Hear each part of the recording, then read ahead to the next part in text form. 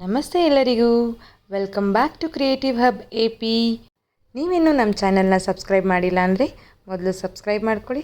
ರುಚಿಯಾಗಿರೋ ಆಲೂಗಡ್ಡೆ ಪಲ್ಯನ ಸಿಂಪಲಾಗಿ ಹೇಗೆ ಮಾಡೋದು ನೋಡೋಣ.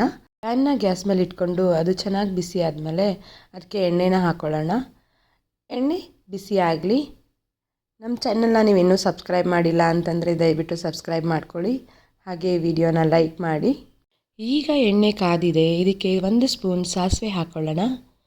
ಸಾಸಿವೆ ಸಿಡಿದ ಮೇಲೆ ಜೀರಿಗೆ 1 ಸ್ಪೂನ್, ಉದ್ದಿನಬೇಳೆ ಅರ್ಧ ಸ್ಪೂನ್, ಕಡಲೆಬೇಳೆ 1 ಸ್ಪೂನ್ ಎಲ್ಲ ಚೆನ್ನಾಗಿ ಫ್ರೈ ಮಾಡೋಣ. ಅದು ಚೆನ್ನಾಗಿ ಫ್ರೈ ಆದಮೇಲೆ ಅದಕ್ಕೆ ತಗೊಂಡಿರೋವಂಥ ಕರಿಬೇವಿನ ಸೊಪ್ಪು, ಹಸಿಮೆಣಸಿನ್ಕಾಯಿ ಹಾಕೋತಾ ಇದ್ದೀನಿ. ಇದನ್ನು ಸ್ವಲ್ಪ ಫ್ರೈ ಮಾಡೋಣ.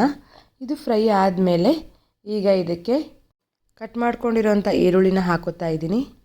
ಈರುಳ್ಳಿನ ಚೆನ್ನಾಗಿ ಒಂದು 3ರಿಂದ 4 ನಿಮಿಷ ಫ್ರೈ ಮಾಡ್ಕೋಬೇಕು. ಈ ಪಲ್ಯ ಚಪಾತಿಗೆ, ಪೂರಿಗೆ, ದೋಸೆಗೆ ತುಂಬ ಚೆನ್ನಾಗಿರುತ್ತೆ, ಒಳ್ಳೆ ಕಾಂಬಿನೇಷನು. ಮಕ್ಕಳಿಗೂ ಅಷ್ಟೇ ಈ ಪಲ್ಯ ತುಂಬ ಇಷ್ಟ ಆಗುತ್ತೆ. ಇದಕ್ಕೆ ನಾನು ಉಪ್ಪನ್ನು ಹಾಕೋತಾ ಇದ್ದೀನಿ.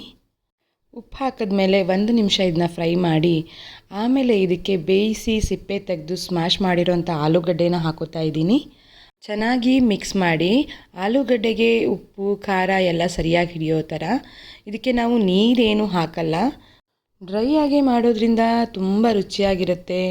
ಮಕ್ಕಳಿಗಂತೂ ತುಂಬ ಅಂದರೆ ತುಂಬಾ ಇಷ್ಟ ಆಗುತ್ತೆ. ಹಾಗೆ ಈಗ ಇದು ಚೆನ್ನಾಗಿ ಫ್ರೈ ಆಗಿದೆ.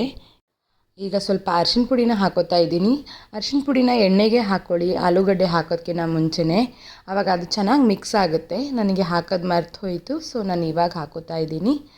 ಚೆನ್ನಾಗಿ ಮಿಕ್ಸ್ ಮಾಡಿ ಇದಕ್ಕೆ ಸ್ವಲ್ಪ ಕೊತ್ತಂಬರಿ ಸೊಪ್ಪು ಹಾಗೆ ಸಕ್ಕರೆನ ಹಾಕ್ಕೊಂಡು ಚೆನ್ನಾಗಿ ಮಿಕ್ಸ್ ಮಾಡಿದ್ರೆ ಆಲೂಗಡ್ಡೆ ಪಲ್ಯ ರೆಡಿ.